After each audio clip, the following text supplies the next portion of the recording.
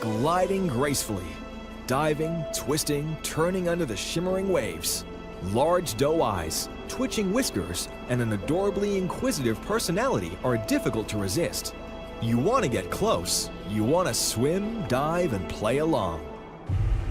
A day out scurfing with friends in the seaside town of Lancelin turned into a nightmare for 13-year-old Ella Murphy. Lancelin is a beachside recreational hotspot 130 kilometers north of Perth on the west coast of Australia. It's a go-to destination heavily populated by surfers throughout the year. It was Friday the 13th, an ominous sign in the April of 2007. The scene was set. We went out in a little dinghy that was probably about a kilometre off the beach. Ella and her friends were taking turns being towed on a surfboard behind a small boat, quarreling about whose turn it was next. Ella quickly took to the water and unknowingly put her life in grave danger. And I was coming down the face of a wave, and I let go of the rope, and then I saw kind of a shadow in the water. The menacing shadow lurking beyond the breaking waves, within seconds barreling toward her, would change Ella's life forever. I saw the sea lion jump out of the water and come straight for me, head on. It grabbed me with the bottom jaw there and the top jaw there and kind of clamped down. So it broke my jaw and knocked out 4 teeth and cut a big hole right there. And that's where the main kind of arteries come down, and you could actually see that artery pumping. And if that had have split, then I would have bled to death in seconds. Growing up in this idyllic coastal town, Ella had often swum with the playful, friendly, and inquisitive sea lions inhabiting Lancelin. Never had she encountered such ferocity and aggression from these cute creatures. This fateful day had her fearing for her life. It was all happening so fast that I couldn't make sense of exactly what was going on until I was actually dragged into the water, and that's when it kind of clicked that I was in a lot of trouble at that point. Ella had been viciously mauled by an endangered Australian sea lion. This cute, furry marine mammal is not normally known to exhibit such brutal, aggressive behavior toward humans. If it's cornered in any way, then it's going to bolt towards the water. And of course, the last resort is lunging and actually biting someone, which is extremely rare. The Australian sea lion commonly live to 8 or 9 years of age and are the rarest pinniped in the world, with numbers across the coast of southern and western Australia numbering a mere 12,000. The sea lion is neither increasing in population nor expanding its habitat range. After an epic 17-month-long breeding cycle, only 1 pup is born per female, severely inhibiting any rapid increase in population. It's a dangerous animal. It's a carnivorous animal. It's got a bite like a big dog. The breeding and haul-out colonies of the West Coast provide vital management and research content due to the significant risk of local extinction due to the site fidelity and low gene flow between colonies. This factor, coupled with increased human interest in getting up close and personal with wild animals, encouraged David Newsom, professor of biology at Murdoch University in Western Australia, to carry out research of human impact on the stress and behaviors of this particular endangered species. With the sea lion work here in Western Australia, we wanted to understand 2 things. We want to understand people's impressions and understanding of the sea lions and why they're on the beach. That was really important because this is an animal that comes and lies on the beach all day long at these haul-out sites. We got a sense that people really didn't understand that. You know, these sea lions travel up to 60 kilometres offshore to their feeding grounds, dive to 100, sometimes 300 metres. And that's physiologically extremely demanding. So when they get back, they would like a nice rest on the beach. If it opens its eyes or raises its head, and if it rears up, is this a gradational response to disturbance? Sea lions spend days recuperating after long-haul fishing trips on rocky offshore islands known as haul-out sites. Disruptions to this natural process arrive in the form of regular tour boats visiting these coastal islands throughout the Australian summer. Studies have found a distinct lack of public understanding as to why the sea lions are on these beaches for days at a time. Seemingly doing nothing may gravely affect the health and behavior of this unique mammal. Say you've been on a long trek for 2 or 3 days and you come back and you want to sleep, and then in your room there's all these people standing around that you've never seen before. You're going to lie there with your eyes open.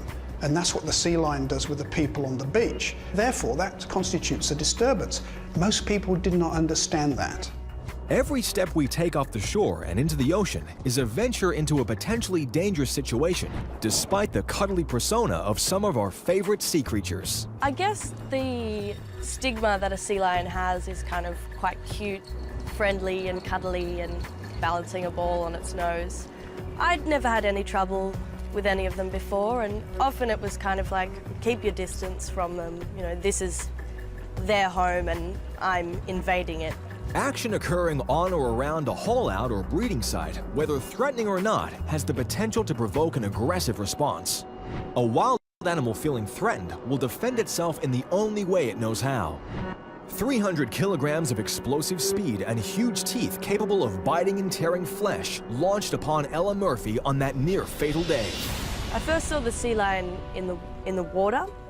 I wasn't entirely sure what it was at all. At first, I felt kind of excited and almost like, oh wow, what's this? And then a split second later, I just saw these enormous, dirty teeth coming towards me, this open mouth, and it was terrifying. It was impossible to explain. It has grabbed me and pulled me into the water, and I remember feeling this enormous weight and thrashing and kicking around, just trying to get up to the surface. And eventually it did let go, and I surfaced and came out of the water and kind of looked around and realized that the water was, you know, red. With blood pooling around her, Ella realized something was wrong, terribly wrong. She felt no pain, her adrenaline was skyrocketing, but she knew she had been hit by something very, very big. I couldn't see how big the animal was, but I knew that it was an enormous weight. I felt a lot of pressure, almost like I had been holding my breath for too long. A few seconds pinned underwater beneath the weight of a 300-kilogram sea lion felt like forever, thrashing and punching in the hope of taking another breath. I felt like I was under the water for an extremely long time. It was probably 3 or 4 seconds, not a very long time at all. And when I came up, I was gasping for air, and I was just terrified. I had to get out of the water. It was an extremely terrifying experience, being in the water and then being pulled back into the boat. I felt just that safety wash over me. This sense of safety out of the water, separated from her vicious assailant, was short-lived for Ella. The sheer terror on the faces of her friends told another story. I remember sitting down at the front of the boat and having a towel wrapped around my neck, and the man who was driving the boat kind of looked at me with this terror in his eyes and said, "There's a big hole in your neck and we're not sure what's going to happen." And with that, I'm in and out. I can't really grab onto consciousness. Speeding to the jetty, scrambling into an ambulance, and driving for over an hour to the closest hospital, tensions were soaring. The towels wrapped around Ella's head and neck were removed, indicating just how horrific her injuries were. She had lost a lot of blood, there was a gaping hole in her neck, and the threat of infection in her jaw was high. There's no way of describing it. It was the most pain that I've ever felt in my life. I received 60 stitches in the hole that was in my neck, probably about the same amount in my face and inside my mouth.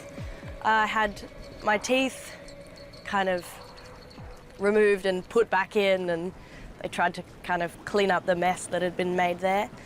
And I also had water on my lungs and a lot of worry with infection because it is, an aquatic animal. A playful day out scurfing a kilometer off the beach and in very close proximity to an Australian sea lion breeding site didn't pan out so well for Ella. The enormous males can be very aggressive when romance is on the cards. The real aggression will be when they're at the breeding site and then the females are there and then the males are competing for dominance at the site, and then they will be fighting each other then to see who can mate with the females.